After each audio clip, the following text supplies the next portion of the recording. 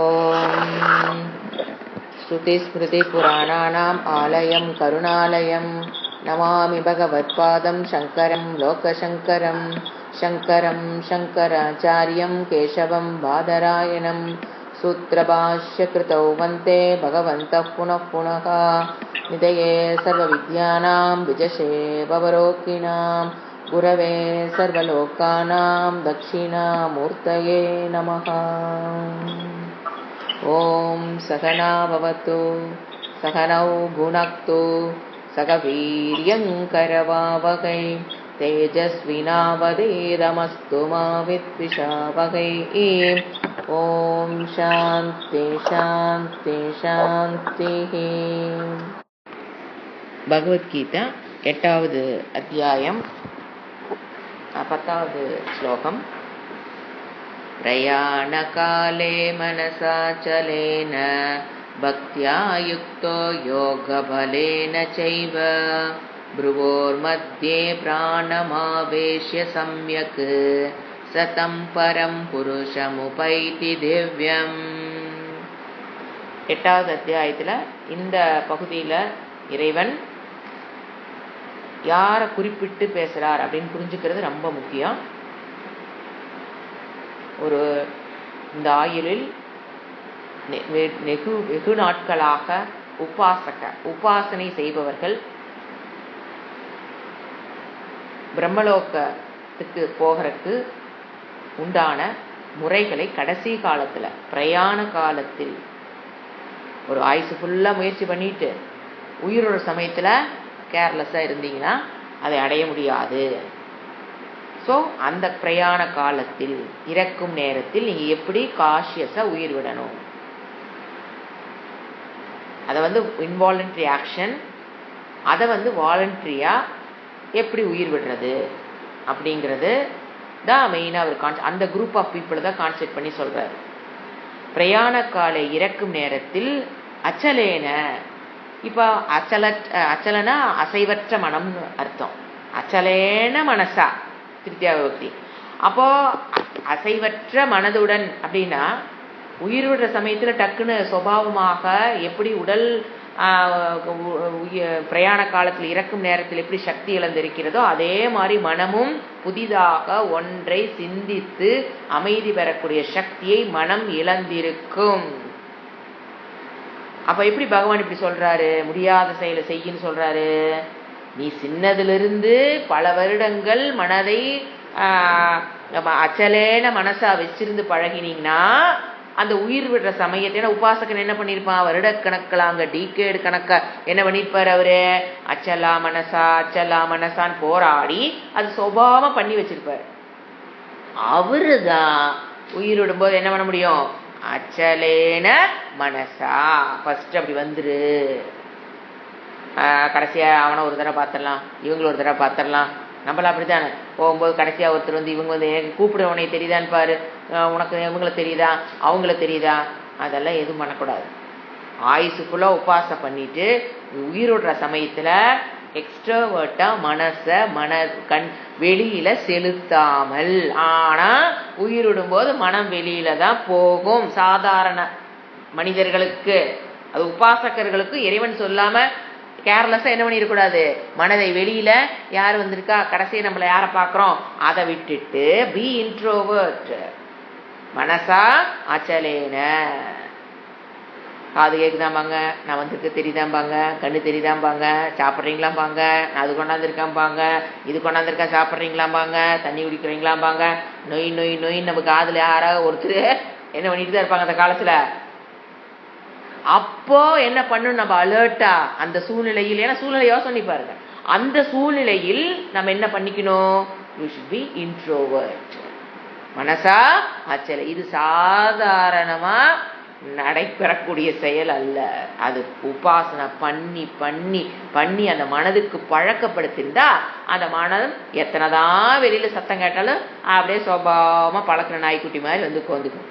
அப்படிதான் புரிஞ்சுக்கணுமே தவிர நாம இதை வருஷம் ஆயுசு ஃபுல்லா எப்படி வேணா வாழலாம், எப்படி வேணா சாப்பிடலாம், எங்க வேணா போகலாம், உபாசனை கிடையாது, ஜபம் கிடையாது, எந்த விதமான மனதை ஒடுக்குவதற்கு எந்த விதமான முயற்சியும் கிடையாதுன்னு வாழ்ந்துட்டு இந்த ஸ்லோகத்துல சொல்லி இருக்குல்ல, நீ எப்படியாவது மனசை உள்ள அடக்கிக்கலாம், அது நடவாத காரியம்.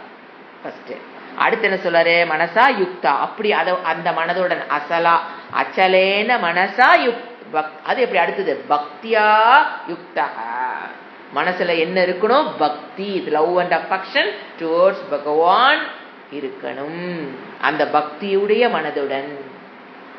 அடுத்த என்ன கண்டிஷன் சொல்றாரு? ஏவ, மேலும் யோக பலேன, எப்போ ஆயுசு ஃபுல்லா நீ பண்ண பாத்தியா யோகம் யோகம், அதனால மனம் என்ன அடைஞ்சிருக்கும்? ஒரு பலம் அடைஞ்சிருக்கும். யோக பலேன, அந்த யோகத்தினால் பெற்ற அந்த பலத்துடன், புருவோகோ மத்தியே, அந்த ஆயுசு ஃபுல்லா யோகம் பண்ணிருந்தினா அந்த பலத்தின் சக்தி கொண்டு 2 புருவங்களுக்கு மத்தியில் என்ன பண்ண? பிராணன். இங்க பிராணன் யாரு? உதானன். உதானன் தான் உயிர் விடுறதுக்கு நம்ம கண்ட்ரோல் பண்ணி, உதானன் தான் முதல் எல்லாத்தையும் இழுத்துட்டு போகுது. ஸோ இவ்வளவு நாள் பண்ணுன டீகேட்ஸ் கணக்கா வருடங்கள் நீ பண்ணுன அந்த யோகத்துடைய பலத்தை கொண்டு புருவங்களுக்கு மத்தியில் பிராணனை என்னது? உதானனை சம்யக்கு, கேர்லெஸ்ஸா இருந்துராத, நன்கு be alert, very very alert. உன்னை சுத்தி டிஸ்டர்ப் ஆன சூழ்நிலை தான் இருக்கும். நீ ஆயுசுக்கும் இந்த உபாசனை பண்ணிருந்தீனா அப்படி சுபாவமா என்ன பண்ணுவ நீ? நான் சொன்ன அந்த காலத்துல அந்த யோகத்துடைய பலத்தை கொண்டு வந்துதான் உதாரணம் என்ன. இப்ப நம்மளால உதாரணம் எங்க இருக்குது நம்ம ஆக்டிவேட் பண்ண வாங்க முடியும்?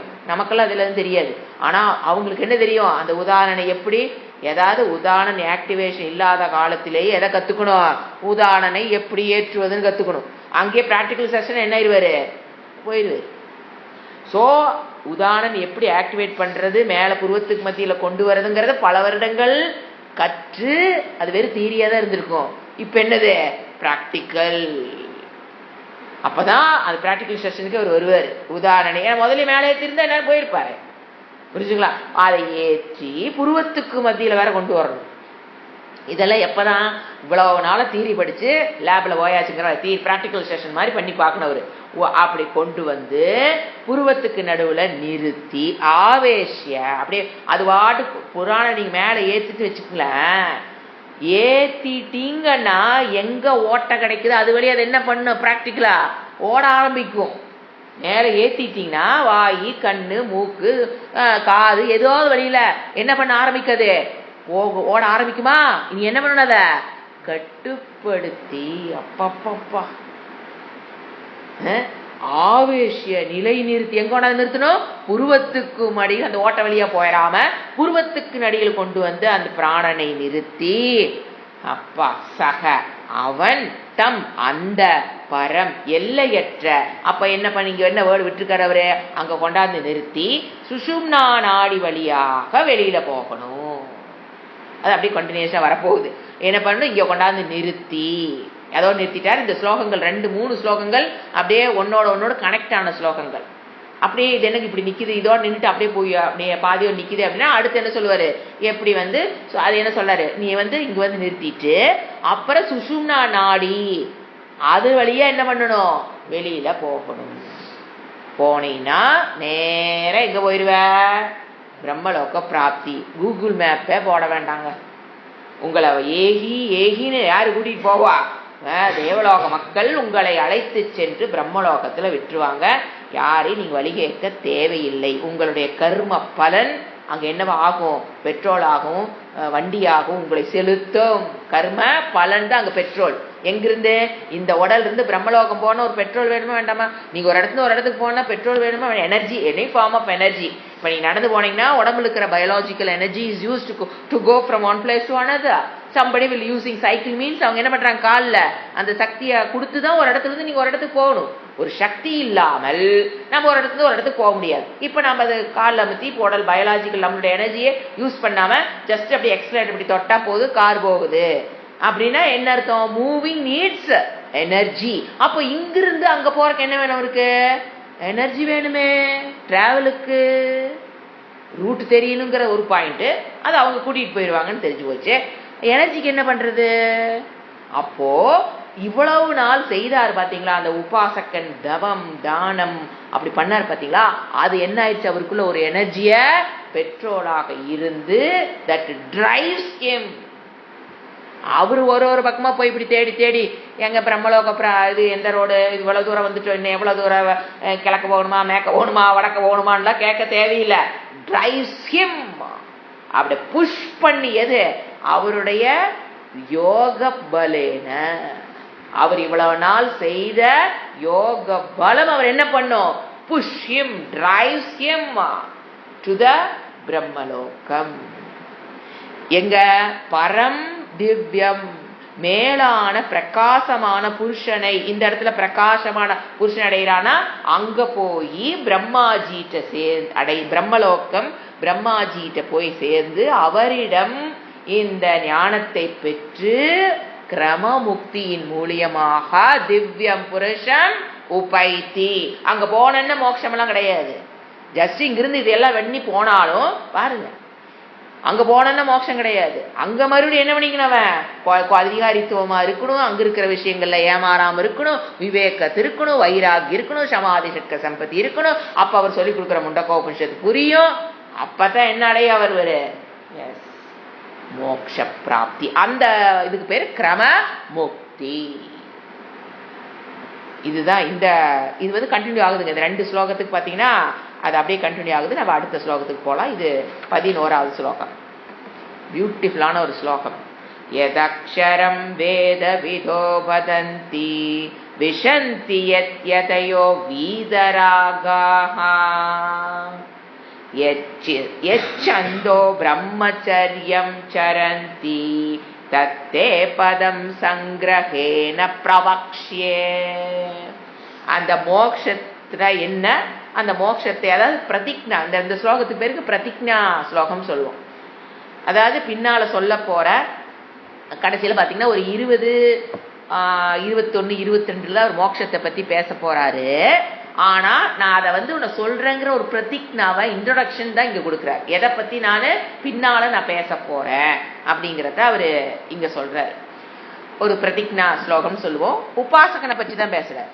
உபாசனை பத்தி என்ன பேசுறாரு, மோட்ச பெருமையை பேசுகிறார் இந்த ஸ்லோகத்துல. 12 மோட்சத்தினுடைய பெருமை. இப்போ மீனிங் எழுதிக்கலாம், அப்படியே பார்த்துட்டே வரலாம். வேத விதஹா, வேதத்தை அறிந்தவர்கள்.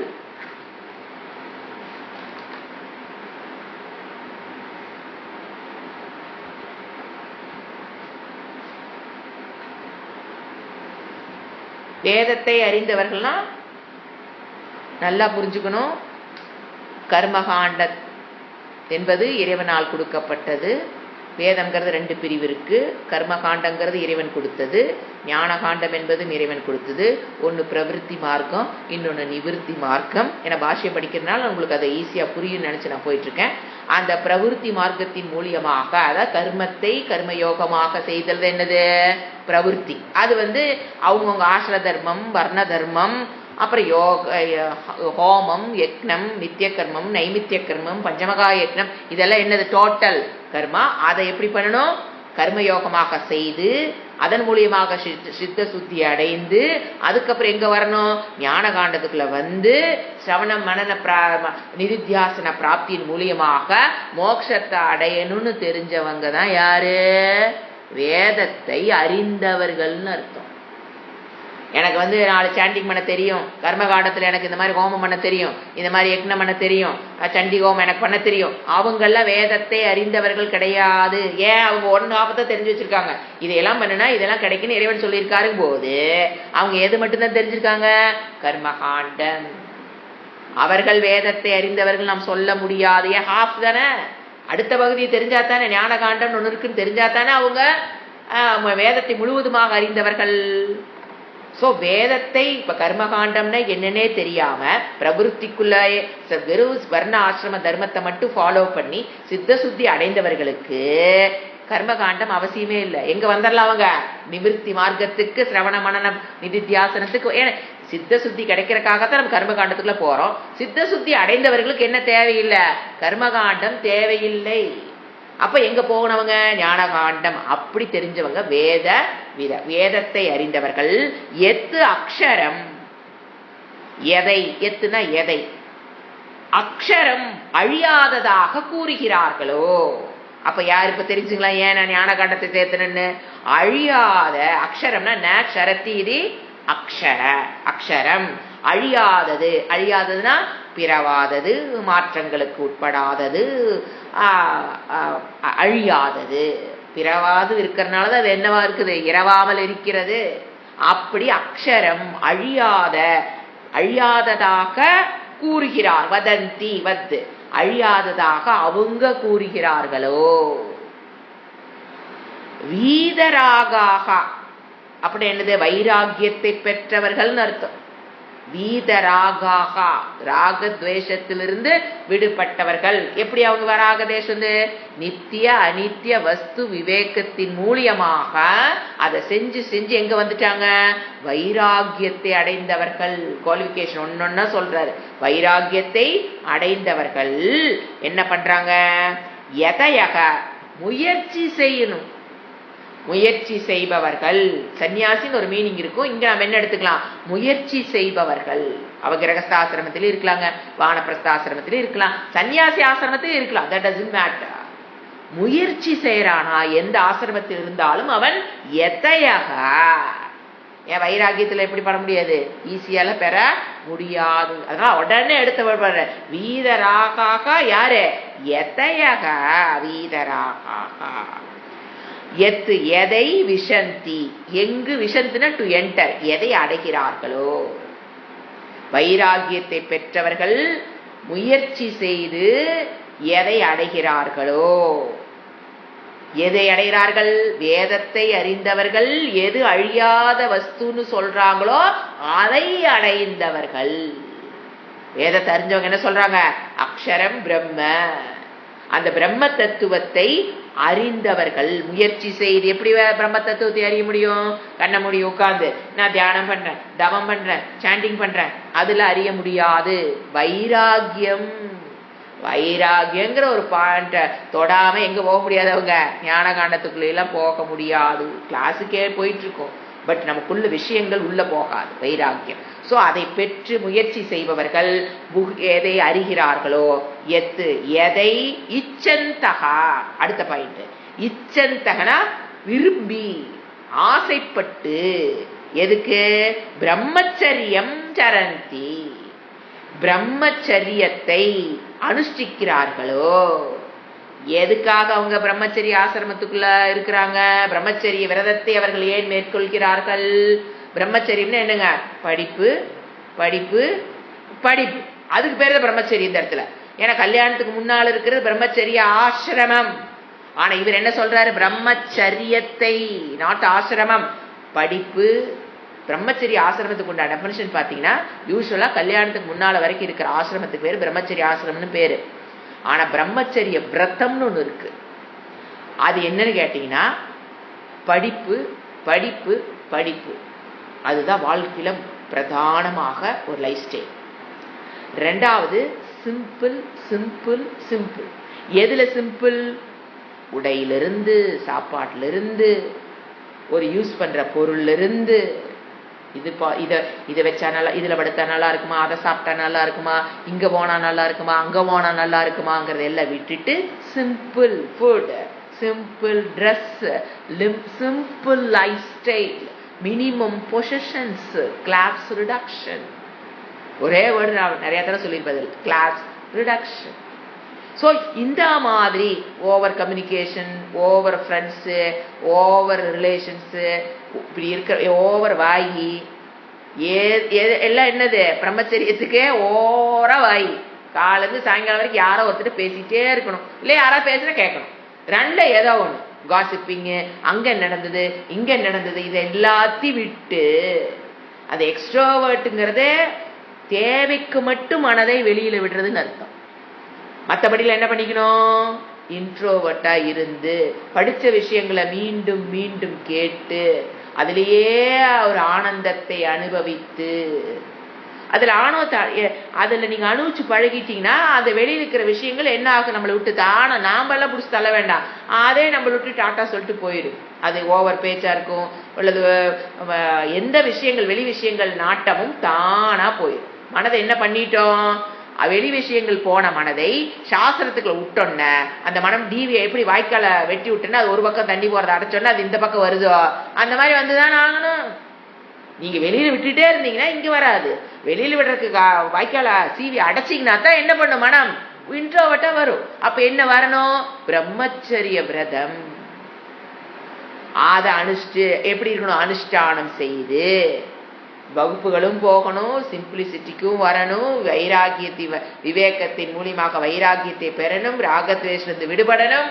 இதுதான் வாழ்க்கையில பிரதானம். நம்பர் 1 கோல் அடைவதற்கு அப்படி வந்தவங்க இச்சந்தி. இதெல்லாம் எப்படி, நீ போ, நீ கிளாஸுக்கு போ, நீ கேளு, இது வருது நல்லா இருக்கு அப்படின்னு சொல்லி உள்ள வர்றதில்ல. தானாக இச்சந்தி, தானா விரும்பி, யாருடைய பிரஷரும் இல்லாம. ஏன் நான்வெஜ் விட்டுட்டு சாப்பிட்றதுக்குன்னு வீட்டில் இருக்கவங்க கேட்டா ஒருத்தர் சொல்ற பதில், நான் கிளாஸுக்கு போறேன் அதனால நான்வெஜ் சாப்பிட்றது இல்லை. அப்ப என்ன உலகத்துல நீ ப்ரொஜெக்ட் பண்றீங்கன்னு பாருங்க. தெரிஞ்சோ தெரியாமலோ சிந்திச்சு பாருங்க. கிளாஸுக்கு போறதுனால நான்வெஜ் சாப்பிடலிங்கிறது சரியான பதிலா? அது என்ன பண்ணும் சொசைட்டில, ஓ இவங்க கிளாஸுக்கு, இவங்க படிக்கிற கிளாஸுக்கு போனா நம்ம ஏன்னா சாப்பிட்டுட்டு இருக்கவங்க மெஜாரிட்டி அவங்க தான் இன்னைக்கு. ஸோ அவங்க என்ன நினைப்பாங்க, ஓ இங்க போனா சாப்பிட முடியாது அப்படிங்கறக்காகவே உள்ள வராம இருக்கிறதுக்கு நீங்களே என்ன பண்றீங்க, ஒரு பெரிய பரேஜ் கட்டி விட்டுற வேண்டியது. சின்ன நல்லா புரிஞ்சு பேசணும்.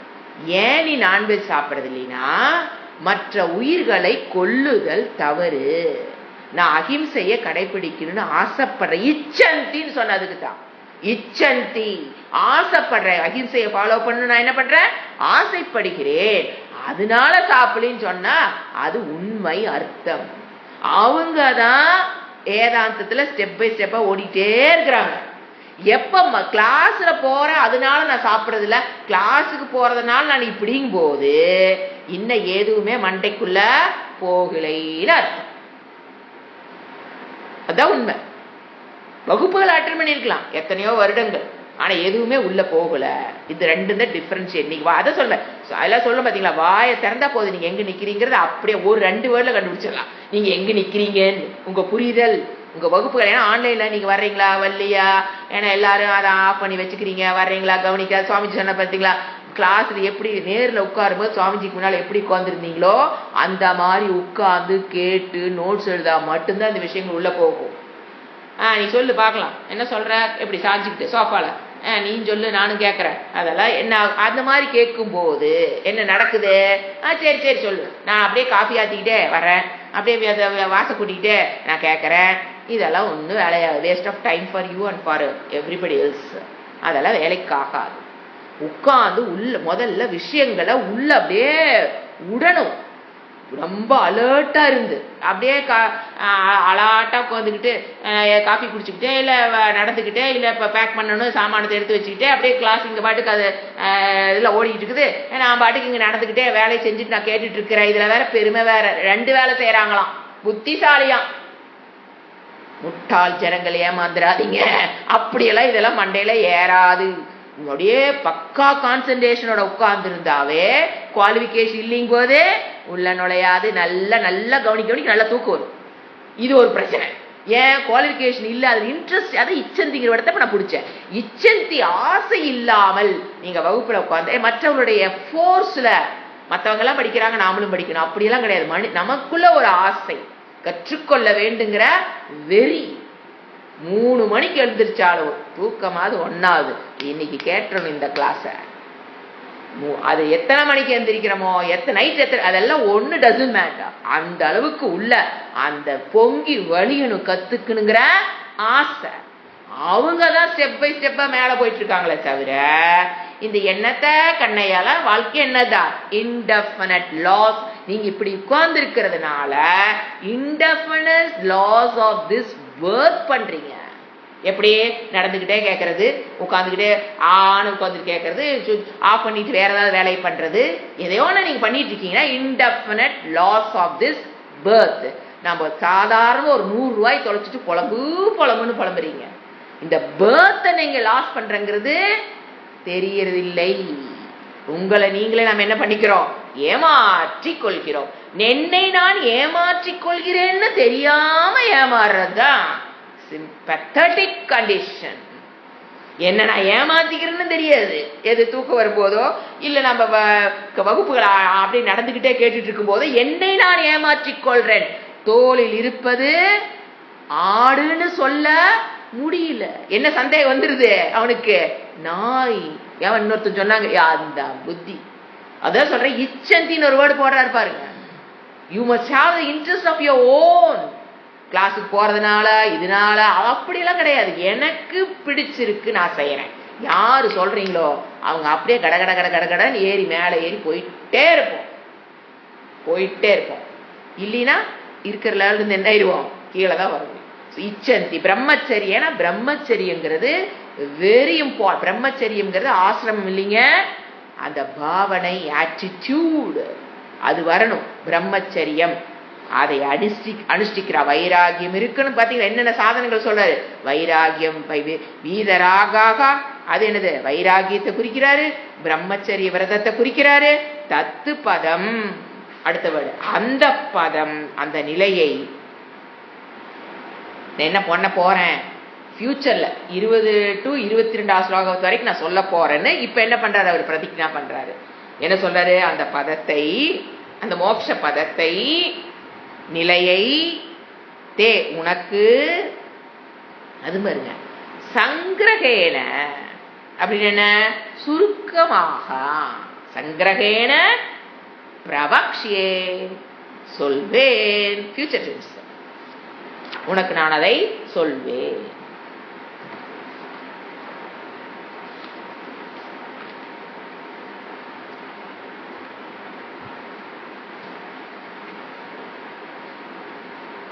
இது ஒரு பிரதிஜ்ஞா வித் சம்சாதனங்களும் சொல்றாரு. அடுத்தது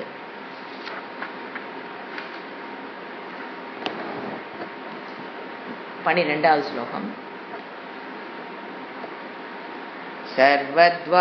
சர்வத்வாராணி சம்யம்ய மனோஹ்ருதி நிருத்ய ச மூர்த்யாதாயாத்மன பிராணம் ஆஸ்திதோ யோக தாரணம். இதுல மறுபடியும் சாதனங்களை சொல்ற. என்னென்ன சாதனம், அந்த மோட்ச பதத்தை அடைவதற்குண்டான சாதனங்கள் என்னென்ன, 4 நியமங்கள் பாத்தீங்கன்னா இதுல சொல்றாரு. இந்த ஸ்லோகத்துல பாத்தீங்கன்னா 4 நியமங்கள்லாம் ரூல்ஸ் அண்ட் ரெகுலேஷன் டு மோட்ச பதத்தை அடைவதற்குண்டான சாதனங்கள் சொல்றாரு. ஃபர்ஸ்ட் சர்வத்வாராணி, அதாவது ஃபர்ஸ்ட் 2 பாத்தீங்கன்னா ஒன்னு இந்திரிய அடக்கம், இன்னொன்னு மன அடக்கம். இது 2. ஃபர்ஸ்ட் சொல்றது இந்திரிய அடக்கம். என்னது, சர்வத்வாராணி சையம்ய, சர்வத்வாராணி சையம்ய அல்லது சம்யம்ய, அனைத்து இந்திரிய வாயில்களையும் சம்யம்யனா அடக்கி வைத்து. இந்திரியத்துடைய வாயில், இந்திரியம்னா என்ன, கோலக்கம்னா என்ன நல்லா தெரிஞ்சிருக்கணும். இந்திரியங்கிறது ஒரு சக்தி, அது பிளேஸ் ஆயிருக்கிற இடம் கோலக்கம். கண் என்பது ஒரு பார்க்கிற திறன், அந்த கண்ணினுடைய பார்க்கிற திறன் தான் என்னது, இந்திரியம். அது பிளேஸ் ஆக்குற இடம் தான் என்னது, நம்ம பார்க்கிற இந்த ஸ்தூல கண். அது மாதிரி காதுங்கிற கேட்கும் திறன் ஒண்ணு இருக்கு, சக்தி, அது அமர்ந்திருக்கிற இடம் தான் எது, காது. சோ கோலக்கம் என்பது நம்ம கண்ணில் பார்க்கிற மசில்ஸ், அது இந்திரியம் அல்ல, அதுக்குள்ள ஒரு சக்தி இருக்கு பாத்தீங்களா, அது. இவர் என்ன சொல்றாரு, அந்த இந்திரியங்கள் அர்த்தம். அப்ப உடனே கை வச்சு அடைக்கிறதா அவர் சொல்லவே இல்லை. அது பிசிக்கல் காது, இட் இஸ் நாட் இந்திரியம். கோலக்கத்தை கையை வச்சு மூடு சொன்னாரா, கோலக்கத்தை கண்ணு கை வச்சு மூடு. எது, கண்ணுங்கிற கோலக்கத்தை கை வச்சு மூடுன்னு சொல்றாரா, காதை வச்சு அடைங்கிறாரா, இல்ல வாய்ங்கிற கோலக்கத்தை வச்சு அடைங்கிறாரா, அத சொல்லல. அதெல்லாம் பிசிக்கல், ஸ்தூலமான கண்ணுக்கு தெரிகிற அதெல்லாம் கோலக்கம். அவர் என்ன சொல்றாரு? கோலக்கத்தடைன்னு சொல்லல, இந்திரிய சக்தி. ஒரு கோலத்துக்குள்ள என்ன இருக்குது? அந்த இந்திரிய சக்தி இருக்குதா? அந்த சக்தியை எல்லா வாயிலிருந்து இஷ்டத்திக்கும் எங்க வெளியிலே விடாம எப்படிங்க வாழ்றது? கண்ணை திறக்காம, காதை கேட்காம, வாயை திறக்காம எப்படிங்க வாழ்றது? எங்க போகணுமோ கூர்மோங்கானீவ சர்வசக, கண்களை எங்க போகணுமோ அங்க மட்டும் போயிட்டு இந்திரியம் டக்குன்னு வந்துடணும். அப்பதான் வாழ்க்கை வாழ முடியும். கண்ணையும் மூடி, காதையும் மூடி, வாக்கையும் வாயையும் மூடி வாழ முடியாது. அப்படி சொல்லல பகவான். எங்க போகணுமோ அங்க செலுத்தணும், எங்க போகக்கூடாத அங்க இழுத்துக்கிட்டு வரணும். ரெண்டும் நடக்கணும். எங்க கண்ணு போகணுமோ அங்க போக வைக்கணும், எங்க போகக்கூடாத அங்க இழுக்க தெரியும். ரெண்டுக்கும் பேர் தான் இந்திரிய அடக்கம். அதான் சொல்றாரு, சர்வ இந்திரியா, அனைத்து இந்திரியனுடைய வாயில்களையும் என்ன பண்ண? துவாரம் என்ன? கோட்டை. எஸ், வாயில், கேட்டு. இப்ப கண்ணுக்கு கேட் எது? இந்த கோலக்க கண்ணுதான் என்னது? அது இந்த சக்திக்கு கேட்டு. காது கேட்கிற திறனுக்கு எது கேட்டு? கண்ணுக்கு தெரிகிற இந்த காது தான் என்னது? கேட்டு. அப்ப என்ன பண்றாரு? அந்த மாதிரி அனைத்து இந்திரியனுடைய வாயில்களையும் நன்கு, அது என்ன வேர்டு? நன்கு. அப்ப என்ன ஒன்னா ரெண்டா அடக்கிறதுன்னு ஒண்ணு இருக்குது, நன்கு அடக்கிறதுன்னு ஒண்ணு இருக்குதா? அப்படி இல்லை. சாஸ்திரத்தின் துணை கொண்டுதான் இந்த கோயில்களை நாம் அடக்கவே முடியும். நீங்களா அடக்கணும் முயற்சி பண்ணீங்கன்னா பயங்கர காம்ப்ளிகேஷன்ல போய் தான் நிற்பீங்க. அதனாலதான் நன்குன்னு போடுறாரு. ஒரு குரு முக்கேன சாஸ்திரத்துல இந்த இந்திரியங்களை படைத்த இறைவன், மனதை படைத்த இறைவன் அதை எப்படி ஒடுக்கணும்னு சொல்லியிருக்கார். பதஞ்சலி யோக சூத்திரத்துல எப்படி சொல்லப்பட்டிருக்கோ அந்த பிரகாரம் என்ன பண்ணணும்? மனதையும் இந்திரியங்களையும் எது வேணாம், ஏன்னா அவருதான் படைச்சிருக்காரு, அவருதான் சொல்லி இருக்காரு, அவருதான் சொல்லக்கூடிய யோகித அம்சம் படைத்தவர். அதனால என்ன சொல்றாங்க? நன்கு. என்னன்னு புரிஞ்சுக்கிறது? இது புரியலன்னு வச்சுக்க, என்ன புரிஞ்சுக்கோ? Wrong meaning. 100%, 80%, 70% அடக்கக்கூடாது, 100% சொல்றாரா? 100% மீனிங் அல்ல. சாஸ்திரத்தில் சொல்லப்பட்டபடி குருமுகேன சாஸ்திரத்தை படித்து எப்படி மனதை, இந்திரியங்களை, வாயில்களை அடக்கணும்னு தெரிஞ்சு. ஏன்னா எல்லாத்தையும் பதஞ்சலி படிக்காம, சாஸ்திரத்தை படிக்காம நானே கண்ணை அடக்கிறேன், காதை அடக்கிறேன்னு போனீங்கன்னா மென்டல் ப்ரெஷர் அனுச்சு அவனும் தப்பிக்க முடியாது. 4 இந்திரியங்கள் அடைச்சிருவீங்க. 4 அடக்கினாலும் நான் என்ன பண்ண முடியாது, கடைசியில அடக்க முடியலேன்னு வந்து நிற்பீங்க. 4 இந்திரியத்தை கட் பண்ணிட்டாங்க. எப்படியோ 1 by 1 போயிட்ட செல்ஃப் முயற்சி எடுத்து இந்திரியத்தை அடக்குன்னு நினைச்சீங்கன்னா எங்க போய் நிற்போம்? 4 அடக்கிட்டங்க, 1 தான் முடியலையும் போது அந்த 4னுடைய ஏக்கமம் 1ல வெளியில வரும். 1 ஜமாளிக்க முடியாது. ஒரு தண்ணி டேங்க்ல இருக்கிற தண்ணி 4 ஓட்டையில 5 ஓட்டையில போனா மெதுவா தாங்க போகும். நீங்க 4 அந்த டேங்க்ல இருக்கிற 5 ஓட்டை வழியா அந்த தண்ணி போயிட்டு இருக்கும் போது அந்த போர்ஸ் பாருங்க கம்மியா தான் போகும். நீங்க அந்த டேங்க்ல 4 ஓட்டையை அடைச்சிருங்க, 1 மட்டும் திறந்து விடுங்க, எப்படி வருது? இதேதான். நான் கண் அடக்கிறேன், காது அடக்க, 1 மட்டும் விட்டுட்டுங்க, மற்றதெல்லாம் நல்லா அடக்கிட்டேன்னா அடக்காம இருக்கிறது பெஸ்ட். ஏன்னா மொல்லவாச்சி போயிட்டு இருக்கும் தண்ணி, வெளியில போற மனம் மெதுவா போயிட்டு இருக்கும். நாமளே எதையோ பண்ணி கண்ணை மூடுற, காதை மூக்க பிடிக்கிற, வாயை பிடிக்கிறேன்னு எதையோ பண்ண போய் ஒரு குருவுடைய ஹெல்ப் இல்லாம பண்ணணும்னா என்ன நடக்கும்? ஃபோர்ஸா பிச்சுக்கிட்டு போய் கெடுத்துட்டோம். ஸோ அதான் சொல்றாரு சம்யக்கு. அப்ப என்ன? அடக்கி மன. அடுத்தது ஃபர்ஸ்ட் இந்திரியங்கள் முடிச்சிட்டாரா? ஒரு நியமம், இந்திரியங்களை தமக, நம்முடைய லாங்குவேஜ் தமக. எப்போ இந்திரியம் அடக்கம் என்ன புரிஞ்சுக்கணும்? போக வேண்டிய விஷயத்துக்கு போகணும், போகக்கூடாத விஷயம், சாஸ்திரத்துக்கு விரோதமான விஷயத்தில் செலுத்தாமல் சாஸ்திரத்துக்கு சாதகமான விஷயத்தை செலுத்துதல் தான் தமக. வில்ஃபுல்லி, ஃபோர்ஸ்ஃபுல்லி, நானே முடிவு பண்ணி அடக்கிறது. அடுத்து என்னது? உள்ள இருக்கிற வாசனைகள் இருக்குமே, இது வரைக்கும் நான் சாப்பிட்டது, இது வரைக்கும் நான் கேட்டது, அது எங்க இருக்குது? நான் இதை தமக நல்லா பிராக்டிஸ் பண்ணிட்டாலும் என்ன தொந்தரவு பண்ண என்னைய? மனதுக்குள்ள இருக்கிற வாசனை. அதை என்ன பண்ணும்? மனதை. அப்ப அதை என்ன பண்ணும்? நம்ம மனதை கிருதி நிருத்திய. சயின்டிஸ்ட் இன்னும் கண்டுபிடிச்சிட்டு இருக்கிறாங்க. எல்லாத்துக்கும் கோலக்கம் கண்டுபிடிச்சிட்டாங்க. கண்ணுனா சக்தி இங்கதான் இருக்குது, காதுனா சக்தி இங்கதான். நம்ம கண்டுபிடிக்க வேண்டாம். மனதினுடைய இருப்பிடம் என்னன்னு இப்ப இறைவன் சொல்றாரு, உன்னுடைய ஹிருதயம். கோலக்கம் ஆஃப் மைண்ட். நான் சொல்லலீங்க, இறைவன் சொல்ற கோலக்கம். மனதை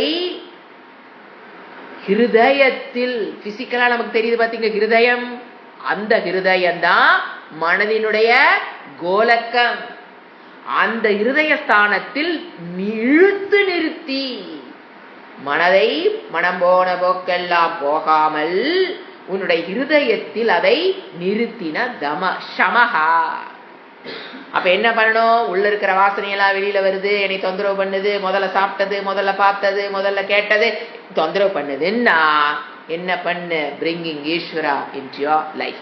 அதை அப்படியே சேனல் மாத்தி விட்டு எங்க மனம் போகுதோ அங்க போகாம எங்க போக வைக்கணுமோ ஜபம் தியானம் அங்கதான் அதெல்லாம் வரும். சிரவணம் மனனம் இதெல்லாம் பண்ண பண்ண என்ன ஆயிரம்? மனம் போட போக்குல போகாம மனம் உங்க கட்டுக்குள் சேவகனாக உங்களுக்கு வந்து நிற்கும். Yes your majesty, what I should do, what can I டூன்னு கேட்குங்கள. அப்படி ஒரு மனம் இருக்கணும். இருத்தி, இது 2வது நியமம். நிறுத்தி நிறுத்திட்டோமா? இப்ப எதை அடக்கிட்டோம்? இந்திரியங்களையும் கட்டுக்குள்ள கொண்டு வந்துட்டோம், மனதையும் என்னுடைய சேவகனாக நான் மாற்றிக்கொண்டு விட்டேன். அப்புறம் மூர்த்னினா உச்சந்தலை, உச்சந்தலையில் நிருத்திய இழுத்து நிறுத்தி, தலையின் உச்சியில் தலையில் மூர்த்னியா ஆத்மனக பிராணன் நிருத்தியமா சொல்லிட்டேன். மூர்த்னியான தலையின் உச்சியில் யாரை பத்தி படிச்சுட்டு இருக்கிறோம் இப்போ? உபாசக. மறந்துடக்கூடாது. உபாசனை பண்றவங்களுக்கு என்ன இருக்கணும்? இந்திரிய அடக்கம் இருக்கணும், மன அடக்கம் இருக்கணும், வைராகியம் இருக்கணும். வரிசை எத்தனை நேம் சொல்லிட்டே பாருங்க உபாசகனுக்கு. அந்த மூர்த்தி தலையின் உச்சியில் ஆத்மனக தன்னுடைய பிராணன். இந்த எந்த பிராணன்? உதானன்.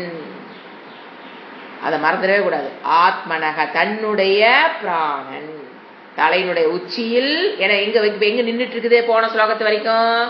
2 புருவத்துக்கு நடுவுல நின்றுட்டு இருக்கிற உதானன். மறந்துடக்கூடாது. போன ஸ்லோகத்துல அது வரைக்கும் நிறுத்திதான் வந்திருக்கு, அதோட ஸ்டாப் பண்ணிட்டாரு. அங்க நிறுத்திருப்பு இல்லையா? அந்த உதானன் பிராணனை உதானனை ஆதாய கொண்டு நிறுத்தி. எங்க நின்றுட்டு இருக்குது? 2 புருவத்துக்கு நடுவில் நின்றுட்டு இருக்கிற அந்த உதானனை எங்க கொண்டாந்து நிறுத்து? தலையினுடைய உச்சியில் கொண்டாந்து முதல்ல நிறுத்து. சொல்லுன்னு ஓடிடக்கூடாது, நிறுத்து. எவ்வளோ கஷ்டம் பார்த்தீங்களா? கிரமமுக்தி. ஐயோ, வேதாந்தம் படிச்சு புரிஞ்சுக்கிறதுங்கிறது குவாலிஃபிகேஷனை மட்டும் பெற்று வச்சிருந்தேன்னு வச்சுக்கோங்களேன், அப்படியே அல்வா மாதிரி சாப்பிட்டுடலாம். அப்படியே வெளில வச்சிங்கன்னா கடக்கு அல்வான என்ன எந்த வித எஃபர்ட் இல்லாமல் அப்படியே போகும், அனுபவிக்கலாம். இதெல்லாம் அப்பப்பா. அப்புறம் என்ன பண்ண? நிறுத்தி. ஆச்சா? ஆதாய நிறுத்தி யோக தாரணம் ஆஸ்திதக. இங்க வந்தாச்சு. எங்க வந்தாச்சு? உச்சந்தலைக்கு வந்தாச்சு. சுஷும்னா நாடியினுடைய உச்சத்துக்கு வந்தாச்சு, இன்னும் விடல. அங்க நிறுத்தி அப்புறம் ஒரு ப்ராசஸ் என்னது? யோக தாரணையில் நிலைத்து நின்று அதை வெளியில விடாம யோக தாரணை நிறுத்து. அந்த இடத்துல உற்றாத நின்னு. தாரணை என்னதுங்க? தாங்கிறது. எதை மூலியமா நீ அந்த இடத்துல நிறுத்த முடியும்? பலகாலம் செஞ்ச அந்த யோகத்தினுடைய சக்தி கொண்டு நீ என்ன பண்ணலாம்? அந்த இடத்துல நிறுத்தணும். நிறுத்தி ஆஸ்தி தகன என்னது? அப்படியே ஸ்ட்ராங்கா நிக்கணும். கீழையும் போயிடக்கூடாது, மேலையும் போயிடக்கூடாது. அதுதான் ஆஸ்திதகா. நிலைத்து. ஸ்தாத தாத்துதல்ல ஆஸ்திதக நின்று. இப்ப அடுத்த ஸ்லோகத்துல கண்டினியூ ஆகுது. நான் அதை அப்படியே அடுத்தது படிக்கிறேன், அப்பதான் அடுத்த மீனிங் புரியும். ஓமித் ஏகாட்சரம் பிரம்ம. கண்டினியூஷன் ஆஃப் லாஸ்ட் 12th ஸ்லோகா. ஓமித், இரண்டையும் சேர்த்து கூட படிக்கலாம். ஓமித் ஏகாட்சரம் பிரம்ம வியாகரன் மாமனுஸ்மரன் யப்ரயாதி த்யஜந்தேகம் ச யாதி பரமாங்கதி. இங்கதான் முடிக்கிறார் உபாசனை. அப்பா ஒரு வழியை முடிச்சிட்டாரு. எங்க ஆரம்பிச்சாரு? எப்படி நீ உதாரணம் ஆக்டிவேட் பண்ணி ஒரு இடமா கொண்டு வந்து நிறுத்தி மன அடக்கம் இந்திரிய அடக்கத்தோட மனதை அந்த யோக பலேன எங்க கொண்டு வா? அந்த உதாரணை முதல்ல புருவத்துக்கு மத்தியில கொண்டு வா. புருவத்துக்கு மத்திக்கு மேல முடிஞ்சது புருவ மத்தியிலிருந்து நேரா யோக தாரணை மூலியமாக கொண்டு அந்த உச்சநிலையில நிறுத்திட்டு என்ன பண்ணணும் தெரியுங்களா? சொல்லுன்னு விட்டுறக்கூடாது. என்ன பண்ணணும்? ஓம் ஓமிதி பிரம்ம. ஓம் எனும் பிரம்மத்தை குறிக்கும். என்ன சொல்ல அப்ப என்ன பண்ணணும்? எப்ப நாம அங்க என்ன பண்ணோம்? ஓம்காரம். ஓம்னு சொல்லணும். ஓம்காரத்தை ஓம்னு சொல்லணுங்கிற. இப்ப பாருங்க அதுல இடத்துல ஓம் பிரம்மங்கிற. ஓம் பிரம்ம. இப்ப ஓம் அப்படிங்கிற எழுத்து அக்ஷரத்தை ஏகாட்சரம். ஃபர்ஸ்ட் அது என்ன? ஒரு அக்ஷரம். ஏங்க ஓம்னா அகாரா உக்காரா மக்காரான்னு சொல்றீங்க, அப்ப இங்க ஏகாட்சரம் சொல்றீங்க. அகாரா உக்காரா சேர்ந்தா ஒரு எழுத்து என்னது சமஸ்கிருதத்துல? ஓ. அப்ப கூட 2 வருதேங்க, இம்மு வருதே பக்கத்துல. எப்பவுமே மெய்யெழுத்து கணக்குல கிடையாது. காயத்ரி மந்திரத்துல நம்ம என்ன சொல்றோம்? எத்தனை அக்ஷரம் சொல்றோம், ஆனா உள்ள இருக்க மெய்யெழுத்துல விட்டுட்டு தான் கவுண்ட் பண்ணணும். புரிஞ்சுதுங்களா? சோ ஓன்னு ஒரு எழுத்து தான் கவுண்ட், மெய்யெழுத்துக்கு கவுண்டிங் வராது. சோ அதனால என்னன்னு புரிஞ்சுக்கணும்? ஏக அக்ஷரம். ஓம்ங்கிற ஏகாட்சரம். சரி, ஓகே. உள்ள இருக்கிறது அக்காரா உக்காரா மக்காரா. நீங்க இது பாத்தீங்கன்னா அந்த அதோட சாண்டிங் பண்ணும்போது அந்த அதிர்வுகளை நம்ம யோகா கிளாஸ்ல நல்லா கொண்டு வராங்க. அந்த இம்முன்னு சொல்லும் போது அந்த மூர்த்தினியா ஃபுல்லா தலை ஃபுல்லா அப்படியே அதிர்றது, அந்த ஆ சொல்லும் போது அப்படியே அந்த கீழ் பக்கம் ஃபுல்லா, ஊ சொல்லும் போது பாத்தீங்கன்னா அந்த செஸ்ட் வயிறு எல்லாம் அதுல ஒரு ஒரு மூவ்மெண்ட் நமக்கு தெரியுது. சோ சூக்ஷமா இதெல்லாம் தான் அங்க புரியுதுங்களா? ஓம் சொல்லும் போது ஆங்கும்போது வயிற்றுல இருந்து நாபிலிருந்து ஆரம்பிச்சு ஊ செஸ்ட்ல இம் எங்க முடியணும்? மூர்த்தி தலையில முடியணும். அப்படித்தான் ஓம். அப்படி அவர் எத்தனை வருஷம் சொல்லியிருப்பாரோ. சொல்லி இருந்தா தான் சாகும்போது என்ன வரும்? அது எங்க நிறுத்தியாச்சு? இப்போ சுஷும்னா உதான பிராணனு சுஷும்னா நாடியில நிக்குது. அப்ப என்ன சொல்லணும்? அடுத்த ப்ராசஸ், அடுத்த ஒர்க் என்ன ப்ராசஸ்? ஓம்னு சொல்லணும். அப்ப அந்த ஓமுக்கு இவர் விளக்கம் கொடுக்கிறார். என்னன்னு? இட் இஸ் ஏகாட்சரம். ஓகே. ஏன் ஓமுக்கு பிரம்மம்னு சொல்றார்? பிரம்மனுக்கு உண்டான நாமம்னு ஏன் ஓம்காரத்தை சொல்றோம்? இது நாம் நிறைய தடவை படிச்சிருக்கோம். ஓம் ஏன் பிரம்மனுக்கு உண்டான நாமகரணம்னா, நீ எந்த நாமத்தை சகசர நாமத்துல எந்த நாமத்தை எடுத்து பார்த்தீங்கன்னாலும் ஒன்னா நிர்குண பிரம்மத்தை அது குறிக்கும். எது? சாஸ்வதக, அச்சலக. இதுல என்னது? நிர்குண பிரம்மம். நித்யக, ஏக்கக. இதுல என்னது? எதை குறிக்குது? நிர்குண பிரம்மம். இன்னொன்னு சகுண பிரம்மத்தை குறிக்கிற சொற்களும் வரும் சகசநாமத்துல. எனக்கு போய் பாரு, சகசநாமத்துல என்ன பண்ணும்? தாமரை போன்ற கண்கள் நிர்குண பிரம்மம். ஈஸ்வர கர்மபல தாத்தா, அந்த மாதிரி சக்தி, அந்த கர்மபல, அந்த மாதிரி மீனிங் வரும்போது அதை யாரை குறிக்குது? ஈஸ்வரனை குறிக்கும், சகுண பிரம்மம். இப்படித்தான் ஆயிரக்கணக்கான நாமங்கள் இருக்கே தவிர சகுண பிரம்மத்தையும் நிர்குண பிரம்மத்தையும் சேர்ந்து குறிக்கிற ஒரு சொல் தான் பிரம்மனுக்கு கம்ப்ளீட் நேமா இருக்க முடியும், இல்லையா? வெறும் சகுனத்தை சொல்றதுனால அது பிரம்மனை குறிக்கலாம், ஆனா it's not a complete name.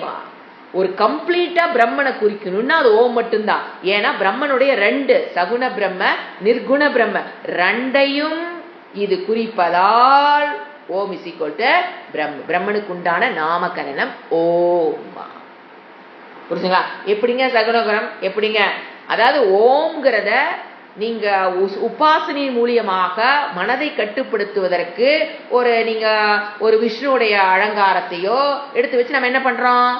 தியானம் பண்ணுவோம். சகுண பிரம்மா ஒன்லி ஃபார் தியானம், நிர்குண பிரம்ம ஃபார் எதுக்கு? விசாரம். 2 மெயின் பிரிஞ்சுக்கணும். ஓம் பாத்தீங்கன்னா கர்மகாண்டத்தில் இருக்கவங்களும் யூஸ் பண்ணுவாங்க, ஞான காண்டத்தில் இருக்கவங்களும் யூஸ் பண்ணுவாங்க. இப்ப கர்மகாண்டத்துல நீங்க ஒரு பூஜை பண்றீங்க, புனஸ்காரம் பண்றீங்க, ஓம் சொல்றீங்க, மந்திரங்கள் சான் பண்றீங்க அப்படின்னா சகுண ஓம்காரம் விசாரேன எங்க போறோம்? நிர்குண பிரம்ம பிராப்தி. ஓம்காரத்தை விசாரம் பண்றது. ஆனா எதை குறிக்குது? 3 அவஸ்தைகளை குறிக்குது. அதை கடந்த துரியம். மாண்டூக்கு உபனிஷத்து என்ன சொல்லுது? ஓம்கார விசாரம்னா என்னது? உபனிஷத்து, மாண்டூக்கு உபனிஷத்து ஓம்காரத்தை விசாரம் செய்து நம்மளை எங்க கொண்டு போகுது? ஞான பிராப்திக்கு கொண்டு போகுதா இல்லையா? அந்த ஞான பிராப்தியின் மூலியமாக நம்ம எங்க போறோம்? மோட்ச பிராப்தி. அப்ப அங்க என்ன பண்ணுது? மாண்டூக்கு உபனிஷத்து பண்றது என்னது? விசாரம். அப்ப ஓம்கார விசாரம் பண்ணீங்கன்னா நிர்குண பிரம்ம பிராப்தி. வாட் இஸ் நிர்குண பிரம்ம பிராப்தி? மோட்சம். ஆனா அது ஞான காண்டத்தில் பயன்படுத்துறாங்க. எது? விசாரத்தின் மூலியமாக ஓம்காரத்தை விசாரம் பண்ணி ஞானத்தை பெற்று மோட்சம். அது ஓம்காரத்துடைய விசாரம். ஓம்காரத்தை விசாரம் பண்றது இல்ல, தியானம். ஓம் ஓம் நீங்க வேணா ஓம் கணான் எந்த ஒரு ஒரு நாமகரணம் பார்த்தா உள்ள நம்ம என்ன சொல்லுவோம், முன்னால அக்ஷரம் போடும்போது அஷ்டோத்தர சதநாமாவளி சொல்லும்போது ஓம் கணேசாய நமக, ஓம் சிவாய நமக. அவங்கள என்ன பண்றாங்க, ஓம் சொல்லிதான் அந்த வார்த்தையை ஓம யூஸ் பண்ணி தான் அவங்க பண்றாங்க. சில தியானம் பண்றவங்க என்ன பண்றாங்க, கண்ணமுடிக்கு வந்து ஓம் ஓம், அது எப்படி சொல்லணும், வயிற்றுல வந்து நெஞ்சில வந்து ஓம் ஓம் மெடிடேஷன் பண்றோமா இல்லையா? அப்ப அது என்னது, ஓம்கார தியானம். இட் இஸ் நாட் விசாரம். தியானம் பண்ற மூலியமாக என்ன பிராப்தி, சகுண பிரம்ம பிராப்தி. இது மெயின் டிஃபரன்ஸ் புரிஞ்சுக்கணும். இதுதான் உபாசகனையும் வேதாந்தினையும் பிரிக்கிற இடம். உபாசகன் எதை பண்ணுவான், சகுண பிரம்ம பிராப்திக்கு ட்ரை பண்ணிட்டு இருப்பார் உபாசகன். வேதாந்தின் என்ன பண்ணுவாரு, நிர்குண பிரம்ம பிராப்திக்கு ட்ரை பண்ணிட்டு இருப்பார். இது ரெண்டு என்ன, உபாசனை பண்ணக்கூடாது. உபாசனை பண்ணி தான் குவாலிஃபிகேஷன் வந்துதான் அவர் இங்க வராரு, தெரியுங்களா? அதெல்லாம் வேண்டாம்னு சொல்லல. பட் ரெண்டுக்குள்ள கிளியர் கட் டிஃபரன்ஸ் தெரியும். தியானேன ஓம்கா சகுண பிரம்ம பிராப்தி, விசாரேனதா நீங்க எங்க வர முடியும், நிர்குண பிரம்ம பிராப்தி. நிர்குண பிரம்ம பிராப்தி தான் நமக்கு என்னது, ஞானம், ஞானாய மோக்ஷம். இது ரெண்டையும் நல்ல தெளிவா புரிஞ்சுக்கணும். இது என்ன அடுத்த அந்த இதுல ஓம் இதி, ஓம்காரத்தை பார்த்துட்டோம். ஓம் விச்சா, ஓம் எனும் பிரம்மத்தை புரிஞ்சுக்கலாம். ஏன் இப்ப என்ன விளக்கம், என்ன விளக்குனா, ஏன் ஓமுக்கும் பிரம்மனுக்கு என்ன ரிலேஷன், ஏன் ஓம்னு சொல்றோம், பிரம்மத்துக்கு இன்னொரு. ஏன்னா பிரம்மன் பாத்தீங்கன்னா நிர்குண பிரம்மத்துக்கு பிரம்மன் சொல்லுவோம், சகுண பிரம்மத்தையும் நாம பல இடத்துல. ஏன்னா ஒரு இடத்துல நீங்க பிரம்மங்கிற வேர்டு பார்த்துட்டீங்கன்னா இந்த 4-5 மீனிங்ல இங்க எது ஏப்டா பொருந்துது அப்படின்னு தெரிஞ்சுக்கணும். ஏன்னா சில இடத்துல நிர்குண பிரம்மத்துக்கு என்ன சொல்லுவோம் ஓம், சகுண பிரம்மத்தை என்ன சொல்லுவோம் ஓம், வேதத்தை என்ன சொல்லுவோம் பல இடத்துல ஓம்னு சொல்லும் சாஸ்திரம். அப்புறம் பிராமண ஜாதியை என்ன சொல்லும், பிரம்மம்னு சொல்லும். பல இடத்துல பல மீனிங்ல வரும். இந்த இடத்துல சகுண பிரம்மத்தையும் நிர்குண பிரம்மத்தையும் குறிக்கிற ஒரே சொல் ஓம். ஏக்க அக்ஷரம் சொல்லு, அல்லது அக்ஷரம், ஒரே அக்ஷரம் ஓம். அப்படிப்பட்ட ஓம் என்ன, இப்ப சப்ஜெக்டுக்கு வரணும். இதெல்லாம் ஓம்கார விதத்துல ஒரு மகிமை. அதெல்லாம் பார்த்துட்டு திருப்பி எங்க வரணும், எங்க நிக்கிறோம், சுப்னா நாடிகளை வந்து நின்னாச்சு. இப்ப எதை அட்டர் பண்ண சொல்றாரு, ஓம்னு சொல்லு. ஏகாட்சரத்தை ஒரு அக்ஷரம், ஏகாட்சரம்ங்கிறது அட்ஜெக்டிவ் டு ஓம். எப்படிப்பட்ட ஓம், ஒரு அக்ஷரத்தை கொண்ட ஏகாட்சரத்தை வியாகரன்னு உச்சரித்து கொண்டு, வெரி இம்பார்ட்டன்ட் வேர்டு வியாகரன்னு, உச்சரித்து கொண்டு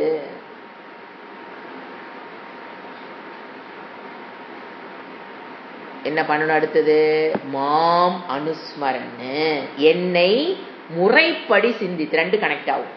அதாவது வியாகரன்னா உச்சரித்து கொண்டு. நீங்க உச்சரிக்கும் போது 3 விதமா நம்ம உச்சரிக்கலாம். சப்தம் போட்டு சொல்லலாம், ஓம், மனதுக்குள்ளேயும் சொல்லலாம், அதாவது முணுமுணுன்னு ஓம், நமக்கு மட்டும் கேட்கற மாதிரி. இல்ல மனதுக்குள்ள ஓ, அது வெளியில யாருக்கும் தெரியாது. அந்த நிலையில் எது முடியுதோ அதை செய், அதுதான். அப்ப அதை உச்சரித்து கொண்டு அடுத்து என்ன பண்ணணும், மாம் அனுஸ்மரணு, என்னை முறைப்படி, சகுண பிரம்மத்தை பற்றி ஈஸ்வர ஞானத்தை நீ முறைப்படி சாஸ்திரத்துல என்ன சொல்லி கொடுத்தாங்களோ, மாயா சகித பிரம்ம, உபாசகன் அந்த ஈஸ்வரனை எப்படி எப்படி புரிஞ்சு வச்சிருக்காரோ. அவர் இன்னும் எதுக்குள்ள வரல, பிரம்ம தத்துவத்துக்குள்ள வரல. அவர் எங்கதான் நிக்கிறாரு, ஈஸ்வரனை தான் நிற்பாரு. சோ அந்த ஈஸ்வரனை பற்றி நீ என்னென்ன அனுஸ்மரன், வேதத்தில் சொல்லப்பட்ட ஈஸ்வர தத்துவத்தை, அவர் கர்ம பலதாத்தாவா இருக்கிறாரு, இந்த உலகத்தை படைத்தாரு, உலகத்தை அழித்தார் எல்லாம் சொல்லுவாங்க அவங்க. உபாசகன் உலகத்தை படைத்தவர், எந்த வித மாற்றத்துக்கு உட்படாதவர், உலகத்தை நாளைக்கு லயம் பண்றவர், அதெல்லாம் என்னென்ன ஈஸ்வர தத்துவத்தை நீ அறிந்து வைத்திருக்கிறாய். அது என்ன பண்ணு, அணுன்னு என்னது, சாஸ்திரத்தில் சொல்லப்பட்ட ஈஸ்வர தத்துவத்தை நீ எதை கத்து வச்சிருக்கிறையா அதை ஸ்மரன்னு. நம்ம புத்தியில இறைவனை பற்றி 1000 தோன்றலாம், அதெல்லாம் இல்ல, அதை அனுஸ்மரன்னு. தேகம் தியஜன்னு, என்ன பண்ண, எங்க நிக்கிற நீ, இப்ப உச்சியில நிக்கிறியா, தேகத்தை விடு. எந்த தேகத்தை விடுறது? இந்த ஸ்தூல தேகத்தை விட்டு வெளியில போ. காஷியஸா நம்மளே என்ன பண்ணுறது, வாலண்டரியா அப்படி வெளியில போறது. தியஜன்னு விட்டு, எவன் எவன் பிரயாத்தி செல்கிறானோ, பிரயாத்தி செல்கிறானோ, சக அவன் பரமாம் கதிம் யாத்தி. அப்ப பரமா மேலான மோட்சத்தை அடைகிறான்னா இப்படி ஜஸ்ட் போறதுனால எல்லாம் மோட்சம் அடைய முடியாது. இப்படி போனீங்கன்னா எங்க போவீங்க? பிரம்மலோக பிராப்தி கிடைக்கும். பிரம்மாஜி இருப்பாரு, அங்க கிளாஸ் எடுப்பாரு, அந்த யோகிதாம்சம் அவங்களுக்குள்ள இருந்து அவர் சொல்லி கொடுக்கறது புரிஞ்சு, இதே அங்க என்னதான் உபநிஷத்துக்களை படித்து புரிந்து கிரம முக்தி. அங்க திரும்பி அவங்க என்ன பண்ண தேவையில்லை, திரும்பி வந்து இங்க பிறக்க வேண்டிய அவசியம் இல்லை.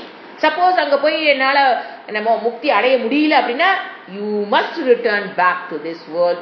அடுத்த சரீரம் இஸ் வெயிட்டிஸ், அது தவிர்க்க முடியாது. அங்க போனாலும் திரும்பி வந்துட்டீங்கன்னா எங்க கிரமமுக்தி அடையினா என்ன பண்ணிதான் ஆகணும், நம்ம திரும்பி வந்துதான் ஆகணும். திருப்பி இந்த உலகத்துல பிறந்து புல்லாய் பூடாய் மனிதராய் பறவையாய் பல்வேறு விருட்சமாய் பிறந்து பாவ புண்ணியத்துல பண்ணி திருப்பிய மாநில அரிது அரிது மானிட சரீரம் அது ஒரு ஜென்மத்தில் பெற்று அப்புறம் மறுபடியும் அதுக்கு ஒரு நமக்கு ஒரு குரு பிராப்தி, சாஸ்திர பிராப்தி, அனுகிரகம், தேவதா சாஸ்திர மாதாவுடைய அனுகிரகம் இதெல்லாம் கிடைக்கணும். சாதாரணம் இல்லை, வெறும் மனுஷனா பிறந்துட்டாலும் மோட்சம் கிடைச்சிடாது. ஸோ சிரவண பிராப்தி, மனன பிராப்தி, யாருடைய குரு அனுகிரகம், வேத மாதாவுடைய அனுகிரகம் எல்லாம் இருந்து நம்ம அதிகாரித்துவத்தை பெற்று ஆரோக்கியம், உடல் ஆரோக்கியம் இருந்து காது கண்ணு வாயில் நல்லா வேலை செஞ்சு இத்தனை ரிஸ்க் இருக்கு இருந்தா என்ன பண்ணலாம்? எஸ், மோக்ஷம்.